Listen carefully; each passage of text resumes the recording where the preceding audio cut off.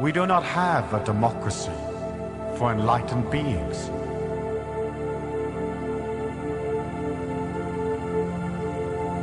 And by being enlightened, you are always going to be slightly odd, slightly different, a bit of a weirdo, because you're not prepared to fit into the norm.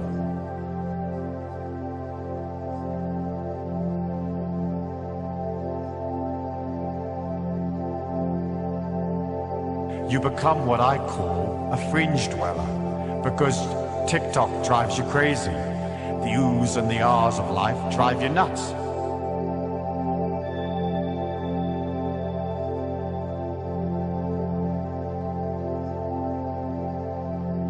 But in spite of that, and in spite of all of the restriction, there you are, this enlightened being, full of the joy of life.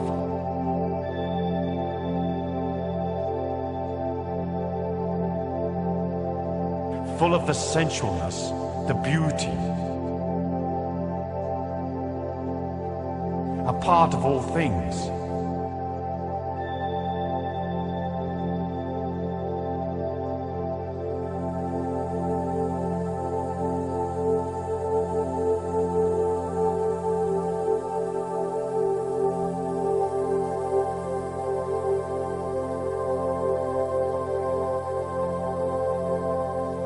There's a gaiety to life.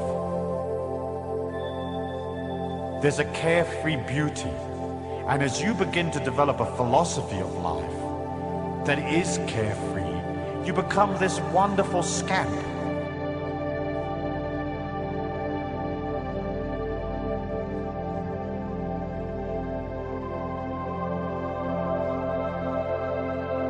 And you can see a laughter and a silliness and a beauty.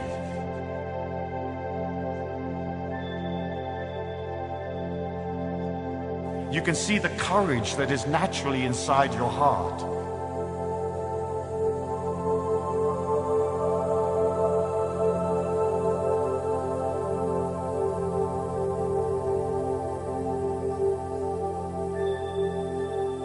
Full of the joy of life. Full of the joy of life. Full of the joy of life.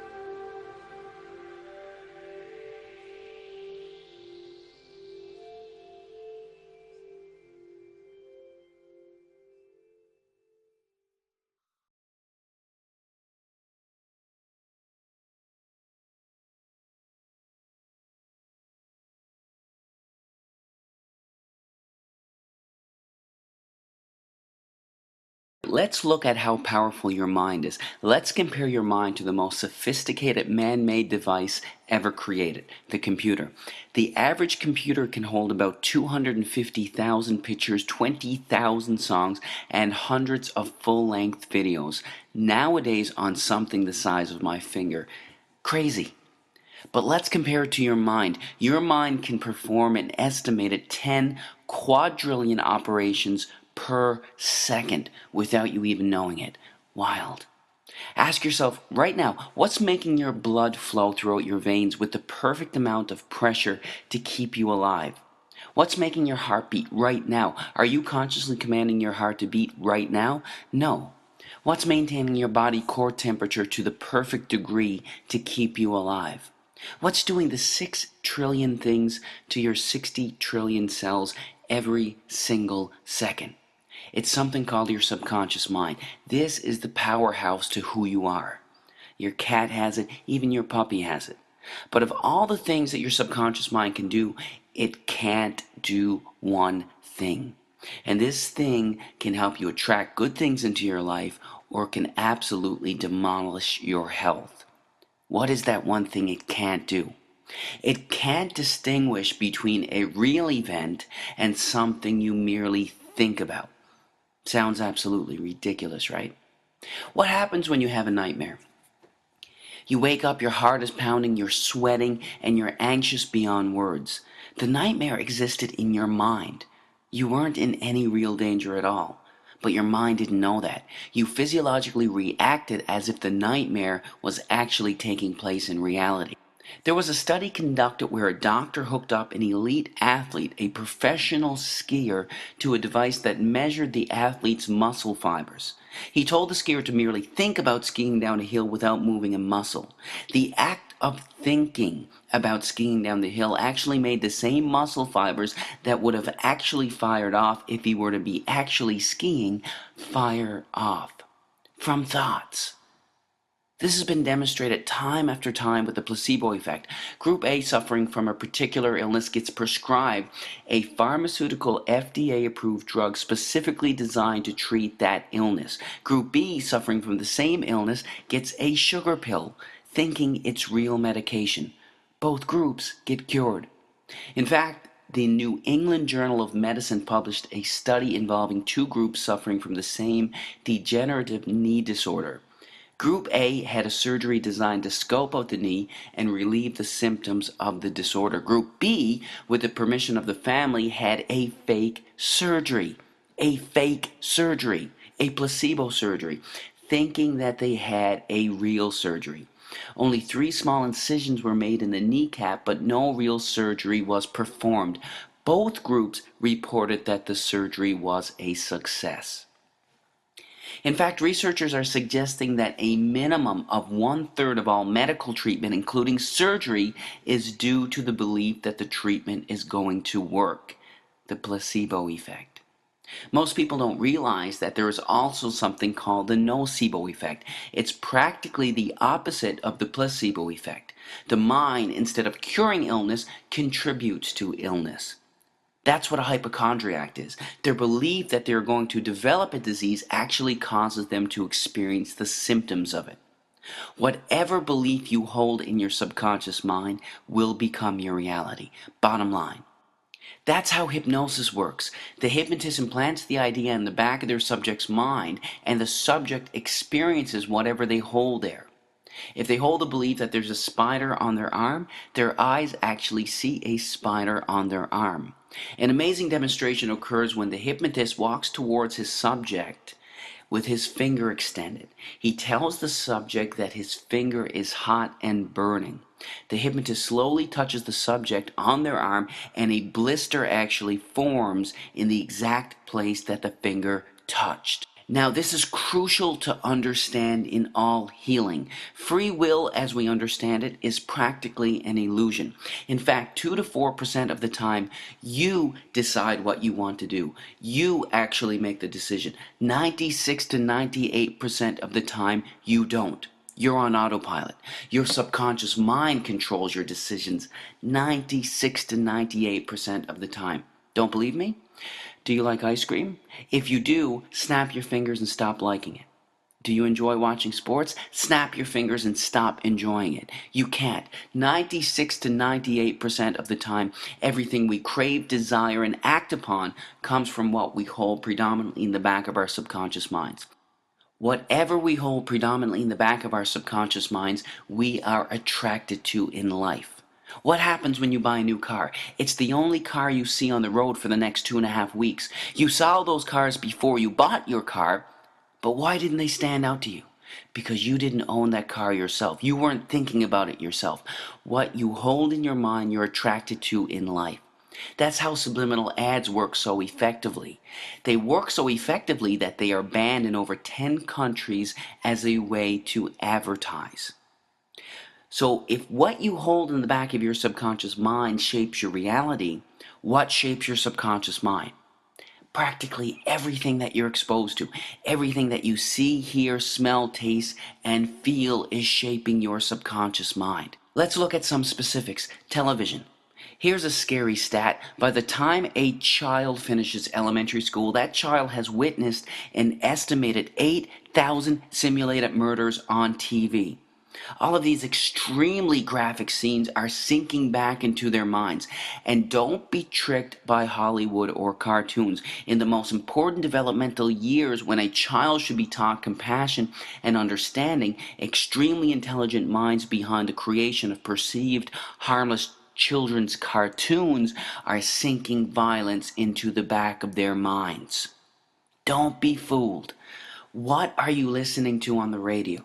Every single word or thought you hold in your mind has a particular vibrational frequency. Negative words or intentions have slower vibrational frequencies, and positive words have higher vibrational frequencies. This is a song by Lady Gaga called Bad Romance. Some of the lyrics are, I want your drama, I want your ugly, I want your disease, I want a bad, bad romance. Our thoughts create us. We have to be extremely careful with what we are feeding our minds. Music can be beautiful and beneficial, but it can also have a negative impact on your health. Choose wisely. When I was growing up, the most violence we had on video games was Mario and Luigi jumping over turtles' heads. This is what our youth are playing today. These gruesome, extremely graphic images are sinking into the backs of their subconscious minds, weakening their immune systems and having astronomical, gradual negative effects on their health. Nobody's saying that these games are going to cause them to pick up a gun and go shoot somebody, but these games are affecting their health. There is zero doubt about that. What happens when you gossip? In order for you to gossip, you have to hold a negative memory and negative thought inside of your mind. You not only think about that negative memory, you share it with the other person that you're talking to. The second you hold negative thoughts in your mind, the biochemistry of your brain changes and you release cortisol, the stress hormone, into your blood, which then weakens your immune system, inhibits the actions of your white blood cells, increases the chances of infection, and even promotes weight gain. All from gossiping, all from your thinking.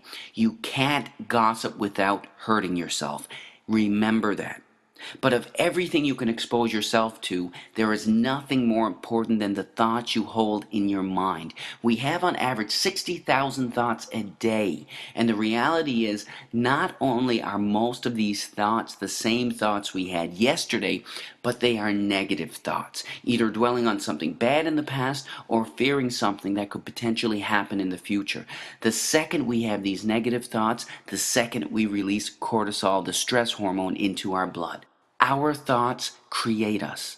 Most people believe that situations cause them anxiety, stress, or cause them to be depressed. The reality is this: there is absolutely no situation in the entire universe that can cause someone to experience anxiety. None. It's your psychological reaction to the situation that can cause you to experience anxiety, not the situation itself. This is crucial to understand. Why is it that when one person skydives, their brain releases endorphins, the good feeling chemical, into their blood, while releasing cortisol into another's? It's the same situation. How can the company of one person cause excitement in one person while making another person stressed? It's because it's never the situation that causes anyone to experience anxiety, but their reaction to it. You create your anxiety, not a situation. When you truly fundamentally understand this truth, that's when you realize that you control your anxiety, not a situation. It's one of the most liberating feelings you can ever experience. If you create it, you can take it away. Your thoughts control your life. You are the creator of your everything. Choose your thoughts wisely. On this world, a profound ability lies mostly dormant. It's an ability unlike any other. The ability is all-knowing. How can a human being be all-knowing? Sounds impossible? Well, not so long ago, people thought it was impossible to have a telephone without wires.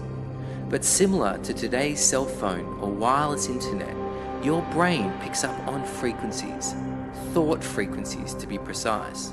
These thought frequencies coalesce as one giant mind we can harness, the superconscious mind. Accessing this one mind is not a new ability per se.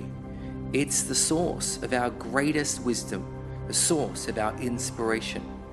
But it is an ability that requires us to remember our true nature. Everyone has questions. Everyone needs answers to make the best possible decisions in life. But without drawing on this pool of infinite intelligence, we are simply just stabbing in the dark. Without the right answers, we all struggle. But what if we could now access the right answers at the speed of thought straight into our minds? What if we could connect to the very intelligence we see in nature, in the human body, to answer our biggest questions? How to grow, how to heal, how to thrive, how to become greatness personified. We are all connected to this giant circuit board containing infinite knowledge and extraordinary wisdom tailor-made for each one of us. You can access this information when you choose. Imagine helping people of all walks of life by accessing this universal intelligence, or UI, accessing information far beyond what is currently known to your brain. Imagine drawing on this one mind to access all the solutions to solving anyone's problems, having the answers on tap. From what is their life purpose? How can they best triumph over their struggles? How should they best grow their business? How can they heal themselves? What do their children most need from them? To how can they become self-sufficient, masters of their own life? Imagine always knowing exactly what someone needs to move forward in all areas of life. Imagine never getting it wrong. No more hit and miss with your advice. No more trial and error. No more not knowing the answer. In this all-knowing space, you only ever speak profound wisdom and the purest of truths. You are on the money every time. Like an antenna to infinite intelligence, you can know all. We know that in terms of goal setting, in terms of planning for the future, in terms of our aspirations for our income and the things that we want to accomplish, that we can never have any more than we have today simply by sweating harder. The old days where the basic rule was that you worked harder and harder and you hammered away, and if you weren't getting results, what you did is you worked harder still, have been passed over. And today we know that we live in a totally creative world, and that everything that we have today is as a result of the efficiency with which we use our minds. We mentioned this before, and that everything that we have tomorrow is going to be as a result of how we use our creative capacity. The amount of creativity we use is very closely connected to our self-concept and to our attitudes toward ourselves as creative persons. Every child is born with remarkable aspects of creativity. As a matter of fact, in some of the studies they've looked at, they find that 95% of children tested between the ages of 2 and 4 test out as highly creative. Highly creative in that they are imaginative, they're innovative, they're curious, they have tremendous capacities for abstract reasoning and for creating imaginary images. Testing the same children at the age of 7 years, they test out at only 4% creative. In the period between the early years and age 7, children are continually discouraged over and over again from being creative and innovative and letting their imaginations run rampant. Children are continually told that that's foolish or that's silly, or you have to color between the lines, or don't touch that, smell that, taste this, get into that. And children gradually learn at a deep subconscious level that it's not smart to get off of the beaten track. It's not smart to try to look or touch or taste or feel things that mommy and daddy don't approve of. The wonderful thing about creativity is that it's subject to another law which we call the law of use. The The law of use simply says that with any human faculty, we either use it or lose it. The creative faculty, however, is never totally lost. What happens is that it goes underground and becomes a latent talent or capability of the human mind, and that we can begin to use our creativity again any time in life that we so decide. The purpose of this course is to show us how to trigger it, how to stimulate it, and how to get far more out of it. As a matter of fact, it's been said that necessity is the mother of invention, and if that's so, then creativity is the father. Ralph Waldo Emerson said that we live in the lap of an immense intelligence, and he described this immense intelligence as though it were an ether that surrounded the earth, like a huge mainframe computer into which every one of us can tap. This has been called throughout all of history things like the oversoul, or infinite intelligence, or the universal subconscious mind, or the collective unconscious, and we are going to talk about this aspect of human creativity as the superconscious mind. This superconscious mind is so much vaster than our own individual intelligence, and it is something that we use on a random and haphazard basis all the time. If you've ever had the experience of being working on a problem or trying to achieve a goal or being wrestling with some dilemma, and as you're walking along or driving along, an idea shoots into your mind like a bolt and it's a perfect idea? Or have you ever had the example, for instance, where you have been thinking about someone and they telephone you and the phone rings and it's them? Or you've called someone else and they say, I was just thinking about you just when you telephoned. We have examples of this all the time, where we have these almost unearthly bolts from the blue that seem to indicate that we have the ability to tap into a different form of intelligence than anything that is taught in the textbooks. By using this superconscious capability, we find that we can dramatically improve the quality of our results and move faster toward the achievement of our goals than by using any other human faculty. There's a book by Richard Buck called Cosmic Consciousness, where Buck goes back over several hundred years of the most creative men and women of all time and finds that virtually every single one of them spoke about in their writings of an ability to tap into a higher form of consciousness. This superconscious mind is characterized by some of the following things. First of all, it's the source of all pure creativity. All great creative geniuses, all great innovations, all major breakthroughs in human history have come as the result of superconscious functioning. Some of the people who have written about using the superconscious function are, for instance, Ralph Waldo Emerson. Emerson said that he never wrote anything of his own volition, but he just simply acted as a conduit for this oversoul or this infinite intelligence, and it would pour through him and the words would flow out onto paper, word perfect, come through his brain almost as if he were tapped into an unearthly power source. Mozart, for instance, considered the greatest musician of all time, wrote his music note perfect the first time. When he sat down to write, he said the entire music, the entire symphony, the entire opus would come into his mind and he would simply transcribe it onto paper. And people who have read Mozart's music, even at the time he was writing, said it was the most beautiful music ever written down on paper, and he wrote it without corrections, without changes, note perfect the very first time. Beethoven was deaf from the age of 35. Most of his great works were written after he was totally deaf, and Beethoven also said that the symphonies came full-blown into his mind and he simply transcribed them on paper. Edison, the greatest inventor of the modern age, used this superconscious capability over and over again to tap into a higher power and used it for coming up with inventions and insights and so on. Michael Faraday, considered the father of electromagnetic field theory, an uneducated man who had tremendous abilities to use this superconscious capability and pioneered the work that led to the development of the vacuum tube by DeForest, which led to the radio industry, the television industry, the electronic industry, the transistor, microelectronics, the microelectronic chip. The entire set of principles came to him in a dream, and he got up in the middle of the night and he sat down and he wrote page after page after page of scientific formulations, which later, when taken down to the laboratory and tested, were found to be absolutely perfectly precise and brand new in all of human history. They had never been written or discovered or worked out before.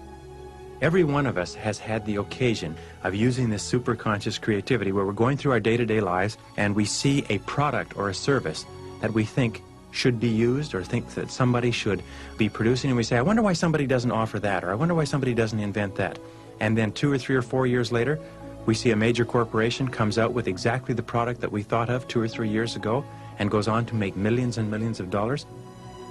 The difficulty with our creativity is not that we do not have the same insights as the geniuses, but it's this one small distinction. The geniuses trust and believe in the value of their insights and in the value of the thoughts and the ideas that come to them, whereas we do not. We think of these ideas and we think, well, this idea can't be of any use. It came from me. It's my idea. And so we wait until see somebody else come up with the idea, which may not even be as good as the idea we originally had, and we say, isn't that person intelligent? Look what a wonderful idea they've come up with. Well, many of us think that our creativity is limited by our IQ, that our creativity is limited by the years of education we had or the grades that we got in school, that somehow creativity is something that only scientists and artists and musicians and painters have, or poets or writers. The fact of the matter is that creativity is a very simple concept, and to boil it down to its simplest words is that all creativity is simply a way of improving on the existing way of doing things. Every creativity is an improvement, and to the degree to which we have the ability to find ways to improve the way that we do things in any area, we are creative individuals. And the more we use our creativity, like the more we use a muscle, the more of it we have. Another characteristic of this superconscious capability, or this superconscious mind, is that it has access, when it computes for us, it has access to all data stored in our subconscious mind, and it has the ability to discriminate between valid and invalid data. In other words, when we program a goal or a problem into our subconscious minds and ask the subconscious mind to solve it for us, the subconscious mind passes it on to the superconscious capability. The superconscious capability, when it computes and calculates to solve the problem or give us ideas to help us move toward our goal, has the ability to take all of the data that we have taken in the course of our lifetime and store it in the subconscious mind and sort out from that data what is valid and what is true and discard the rest when it computes. That's why whenever you get an idea, whenever you get one of these flashes that come into your mind that answers a question perfectly, you will find that in every single case the answer is correct in every detail.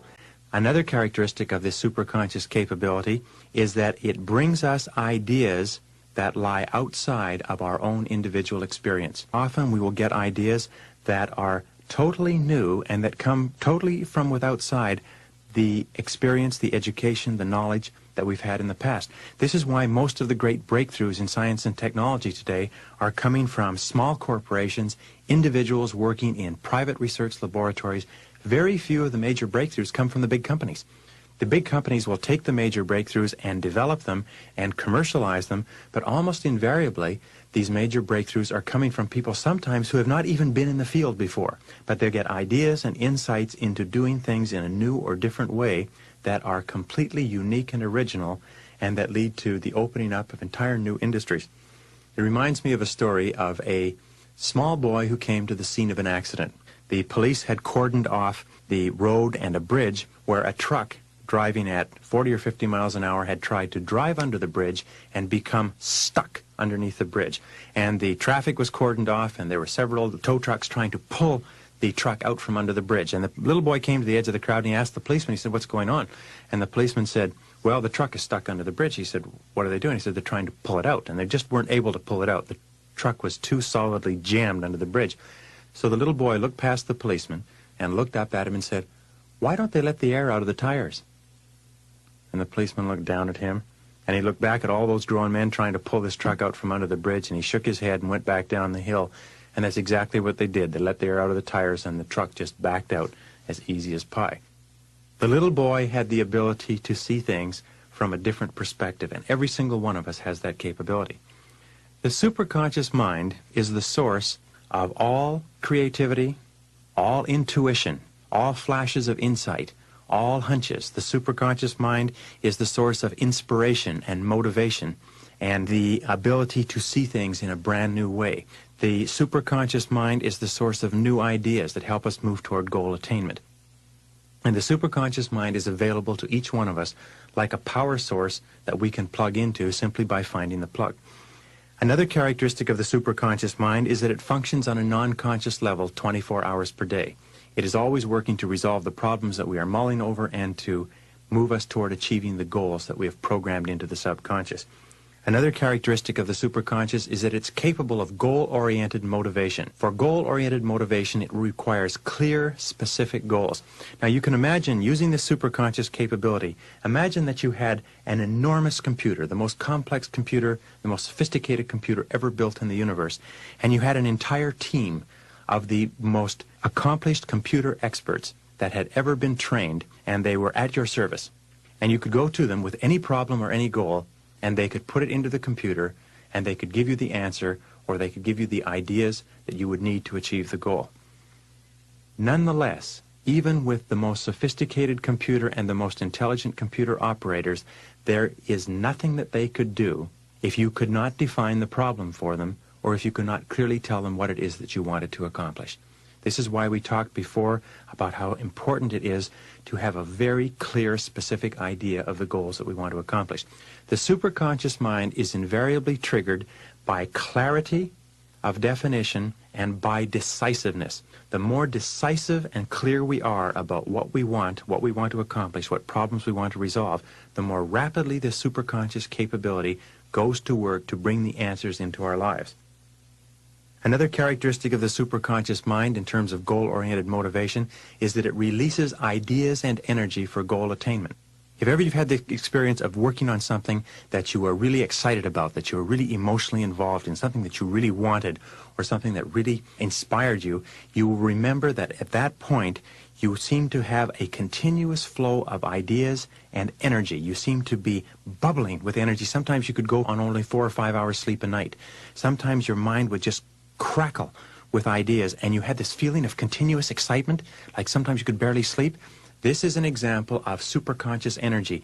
It releases free energy from the atmosphere and makes it available to us to enable us to move toward goal attainment. And we'll explain that a little bit more as we go along. Another characteristic of the superconscious is that it responds to clear authoritative commands. And the clear authoritative commands we give to our superconscious capability are in the form of positive affirmations. Every time we affirm positively from the conscious mind to the subconscious mind, we trigger the superconscious mind into action. That's why whenever we say, I like myself, I feel terrific, I earn $50,000 a year, I earn $50,000 a year, these strong emotionalized affirmations drive down into the subconscious and trigger the superconscious into action. That's why we find that men and women who are continually talking and thinking in an excited, positive way about the goals that they want to accomplish seem to have a continuous stream of energy, enthusiasm, and ideas that move them toward the accomplishment of those goals. In the Bible it says, to him who hath shall more be given, to him who hath not, even that which he hath shall be taken away. And it means that to those who are excited and positive and moving toward the accomplishment of their goals, they get even more energy and more ideas and more creativity. To those who are going nowhere, who have very few ideas or have no goals, even that energy that they have is drained away and they become tired and depressed and fatigued. Another characteristic of the superconscious mind is that it automatically and continuously solves every problem on the pathway to your goal. No matter how far the goal is, no matter how distant, as long as the goal is clear, the superconscious will give you every single idea and solution that you need in the exact order that you need it. That once you have programmed the goal in and take the first step, you will find that the superconscious will give you the first step to take, it will solve the first problem, and when you implement the solution, it will give you the next step, it will solve the next problem, it will give you the following step, it will solve the following problem, and all you have to do is take it one step at a time, and at every step along the way, as long as the goal is clear, the problem will come to you. Another characteristic of the superconscious is that it operates best in a spirit of faith and acceptance, which means that the harder you don't try, the more rapidly the superconscious brings you the ideas and the solutions that you require to achieve the goals that you've programmed into the subconscious. In all creative work, mental effort defeats itself. Creativity cannot be forced. Creativity invariably favors the relaxed mind. When we talked in mental programming about how important it is to relax, to take a deep breath, to get a clear mental picture of what you want to accomplish, and just absolutely believe with complete confidence that if you can keep that clear mental picture, that it will come to you exactly when you are ready for it. This superconscious capability, the more you believe in it, the more you absolutely trust that you are moving in the direction of your goal and that your goal is moving toward you simultaneously, the more rapidly it seems to work. The harder you try to force it, the less effective it is. In the Bible, again, it says, "Whatsoever ye desire when ye pray, believe that ye have it, and you will have it." This is one of the most powerful admonitions to self-confidence and to positive thinking, that if you absolutely believe that you already have the goal as achieved, and just confidently expect each step to take care of itself, that's what triggers the superconscious into working. Another capacity is that the superconscious grows in capability as it is used and believed in. The more that we absolutely believe that it is working for us, the more rapidly it works. And you'll find a very interesting thing, that when you begin using this superconscious capability, it's the same as getting a muscle into shape. If you have not done physical exercise for a period of time, it'll take a while before you limber up and loosen up and are able to use your muscles in a particular sport. When you have warmed up and when you have gotten yourself into good physical condition, you find that you can play longer, you can engage in the sport for hours without fatigue, that you can do more and more with greater and greater flexibility and adaptability. It's the same way with this superconscious capability. The more you use it, the faster it works and the better it works, until it finally gets to the point where you can think of a goal or put a problem into the superconscious and you will get a response sometimes within minutes, sometimes so fast that it will absolutely stagger you. By the way, Dr. Joyce Brothers calls this flow of superconscious creativity just by the words flow. And whenever an individual has been working on a creative project, and many people who have to write proposals or write reports or write term papers have had the experience of sitting down to work at a term paper or to work on a proposal, and suddenly something clicks in their mind, and the words begin to flow, and they begin to flow line after line after line and page after page, and it seems that you can write the whole proposal from beginning to end almost without notes, and when you're finished, it's word perfect. Many of the great poems and the great stories and the great songs, many of the great creations of human history have been written or constructed word perfect the very first time. And this is all an example of this superconscious capability that's available to all of us. Another capability of the superconscious mind is that it has the ability to take us through the lessons that we need to learn in order to achieve the goal. We know, for instance, that the subconscious mind will take a goal and will go to work to move us toward that goal, very much the way a torpedo, once it is aimed at a particular target and fired, the torpedo will move toward the target, will take sonar blips from the target that feed back to it, and will correct its course, and no matter where the target goes, the torpedo will hit the target. The superconscious will do this also, but the superconscious has one additional unique capacity, and it is this. We can program our goal or target into our mind, into our superconscious capability, and as long as we have a very clear idea of what it is we want to accomplish, we can then fire off our mental torpedo into the air, and the superconscious has the ability to seek out and find the target, even though we have no idea where it is when we begin moving toward it. While we are moving toward this target, the superconscious, especially if we have set a goal or target that is very high for us, the superconscious will take us through the lessons necessary to enable us to accomplish that goal. It will take us over hurdles. It will take us through mistakes, through obstacles, through setbacks, through disappointments, through stumbling blocks, if you like, every one of which has been put there to teach us a valuable lesson to enable us to reach our ultimate goal. We've all had the experience of having unfortunate or unhappy things happen to us in our lives. And then later, in retrospect, we look back and we say, boy, wasn't it fortunate that that happened at that time? Because if that hadn't happened, this wouldn't have happened, and this wouldn't have happened, and we wouldn't have arrived here, which is where we wanted to end up in the first place.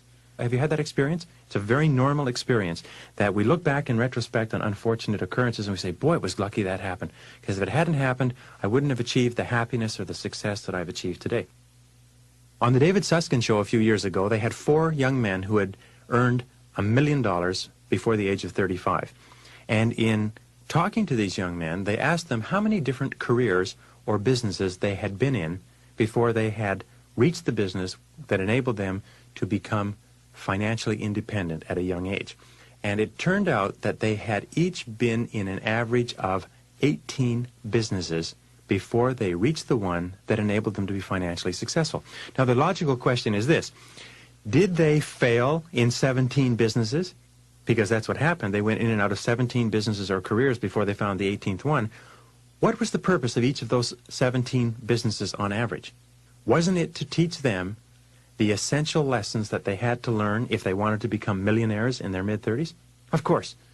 Now, the difference between winners and losers is simply this, is that winners accept and believe absolutely that they are fated and destined to be successful, and that every single thing that happens between where they start and their ultimate success is either a step forward or a valuable lesson that has been sent to them to teach them something that will enable them to be ultimately successful. The losers set off with sometimes high goals and high ambitions, but whenever they reach disappointments and setbacks, they quit, or they deviate, or they scrap their goals, or they settle for something far, far less. The winners take every single challenge, every single hurdle, every single difficulty and say, all right, this has been sent to teach me something really valuable. This is part of the process that prepares me and equips me for achieving my ultimate goal. So what can I learn from it? And that's the distinct difference. And if you absolutely believe that you are fated to be successful, then just simply confidently expect that every single thing that happens to you is happening to you for your benefit. It is up to you to find the benefit that's hidden within it. And again, Napoleon Hill, who calls the superconscious mind the infinite intelligence in his writing, simply said that within every setback or obstacle or disadvantage, there is the seed of an equal or opposite or greater advantage or benefit. And that the successful man or woman always looks for the advantage or benefit in every situation, and lo and behold, they always find it. Because as long as you're looking for the obstacle or benefit, you cannot be seeing or worrying about the negative event or the setback. The next characteristic of the superconscious mind, which is terribly important to us, is that it makes all of our words and actions and their effects fit a pattern consistent with our self-concepts, with our current programming, and with the goals that we are trying to accomplish. What this means is that when we have a very clear idea of what it is that we want to achieve, especially in a social or a business situation, the superconscious mind will make everything that we say and everything that we do exactly appropriate to what we're trying to accomplish. Flip Wilson used to say that when you're hot, and when you're not, you're not. And we've all had the experience of being in a situation where we simply couldn't say or do the wrong thing. It seemed that everything that came out of our mouth or everything that we did was exactly right for the situation. And it felt perfect, and it flowed naturally, and it was all in complete harmony with the goal or the objective that we wished to attain. We've all had that experience. Psychologists who have great difficulty dealing with this idea of superconscious creativity because it cannot be duplicated in the laboratory have two expressions for it. One is called serendipity. Serendipity is considered to be the ability to find happy events, to go through life and find series of happy coincidences that occur to one. And another expression that they use is what is called synchronicity, when several events conspire together, seemingly totally unrelated, and yet when they meet together, they form a pattern or bring us the result or a solution that we were looking for. And we've all had the occasion where a whole series of things seem to conspire together into a happy coincidence, where a series of events conspire together to bring us the goal, to bring us the solution, to bring us the thing that we were looking for. This synchronicity or serendipitous series of events is simply another functioning of the superconscious mind. Another factor in superconscious functioning is that the superconscious mind functions best under two conditions. It functions best when the conscious mind is working with 100% concentration on solving the problem or achieving the goal. Very often when we are totally concentrated on accomplishing one specific important thing, the ideas that we need will flash into our minds. The other time that the superconscious mind works is when the conscious mind is completely elsewhere, when we are thinking of something else totally separate and apart, from the problem or the goal that we're working on.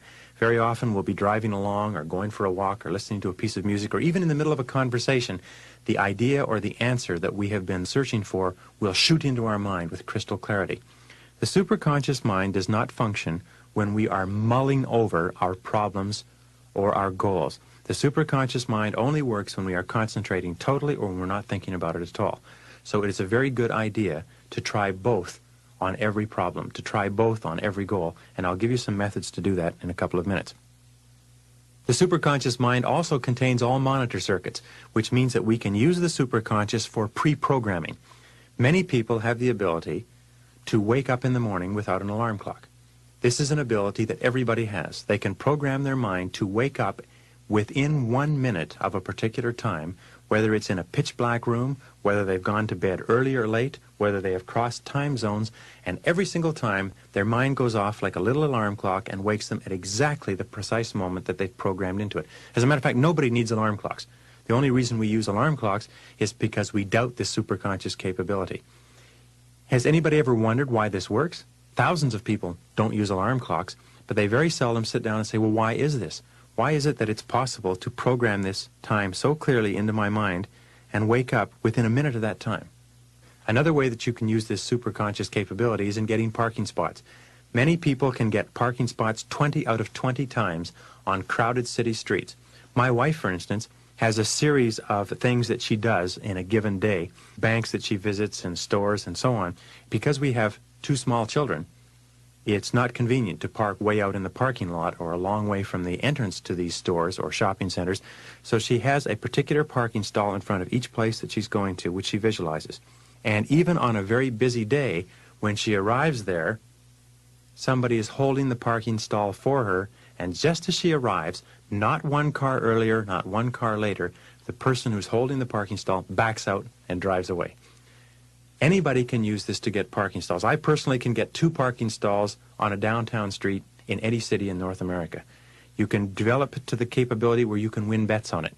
All you do is clearly visualize a parking stall in front of the building where you want to park, and you will find that each time that you arrive there, to the degree to which you absolutely believe it will be there, the parking stall will be there. And I've had thousands of people tell me that they've been doing this for years, and their friends are just so outraged and irritated because they can do it every single time. And they absolutely believe, and this is very, very important, the degree of belief and confidence that we have in this superconscious functioning is the exact degree to which it functions. If our belief is total, the superconscious mind functions totally and continuously. If our belief is half, then it functions half the time. If our belief is 10%, it only functions 10% of the time. It's totally controlled by our own minds. With regard to pre-programming the computer, you can remind yourself to make a phone call at a certain time. You can remind yourself to take something from home to the office or from work to home. You can remind yourself to drop off something or pick up something. You can program it in and just tell the superconscious to remind you at exactly the right moment. And at exactly the right moment, just as you're passing the item or passing the telephone or passing the store, the idea will shoot into your brain to remind you to pick it up, make the phone call, drop it off, or whatever it happens to be. The superconscious mind has its own separate computer, which will bring you exactly the answer that you require to solve your problem or achieve your goal at exactly the right time for you. The superconscious mind knows the time better than you do. And the most important thing you can do is that when the answer comes to you, you must act on it immediately. You must immediately implement the intuition or the flash of insight or the idea or the answer that comes to you. Many times we've had the occasion where we've been working on a problem or a goal and we've gotten an idea of something to do and we've said, oh, I'll do that tomorrow, or I'll get on that first thing in the morning, or that's a good idea, but I'll start on it on Monday. And when we start on it on Monday, we find that it's too late. That when we call the person or we do the thing, we find that the person says, geez, I wish you'd called me last week because I had exactly the solution that you required. So when you have programmed a goal into the superconscious mind and you get an intuitive flash or an idea of what to do to move yourself toward the goal, it's absolutely essential that you act on it immediately, without hesitation. Pick up the phone, develop that sense of urgency, and move on it quickly. Sometimes it is only seconds or minutes away from being too soon or too late. And when you get those golden gems of superconscious insight, it's very important that you act instantly. And the more rapidly you act on those insights, the more insights that you'll get. And I've seen businessmen who have no other competence or ability at all except an ability to trust to the superconscious capability and to act instantaneously every single time they get an answer, build enormous fortunes and become outrageously successful, irrespective of lack of education, lack of intelligence, lack of any other ability, lack of any benefits or advantages. By simply plugging into the superconscious capability, they've gotten all the answers that they required to build enormous companies. Finally, the basic operating principle of the superconscious mind is this: any thought, plan, goal, or idea held continuously in the conscious mind must be brought into reality by the superconscious mind. Any thought, plan, or goal held continuously in the conscious mind must be brought into our lives and into our experience and into our reality by the superconscious mind, whether positive or negative. And this is why it is so extremely important for us to always keep our mind focused on what we want to happen, and to talk and think and visualize and imagine only that which we desire to come into our lives, because our lives are nothing more than the outpicturing or expression of our continuous conscious thoughts. And you'll find that in the experience of every successful man or woman who has ever lived, that they have sooner or later developed the habit of keeping their mind rigorously disciplined and focused on what they want to happen rather than on what they fear. Because if we think continuously about what we fear, if we think continuously about what we don't want to happen, we bring that into our lives by the same irrevocable, immutable law that we bring good things into our lives. So we must consciously and deliberately and systematically exclude all thoughts from our conscious mind that we do not want to bring into our reality. We must not talk about the things we fear. We must not think about them. We must not write about them. We must not dwell upon them or read about them. We must only think of what we want to happen, because we are dealing with the most powerful single force in nature, your own individual human brain, which can tap into this superconscious power source and bring us anything that we want in life. Any thought, plan, goal, or idea held continuously in your conscious mind must be brought into reality by the superconscious. The only question is, do you have the discipline and the control and the perseverance and the persistence and the determination to hold your goal, your ambition, your aspiration clearly in your mind long enough for it to come into reality? That's the only thing that you have to do, and everything else will take care of itself by immutable law. This is the most important encapsulation of the laws of success that you will ever hear.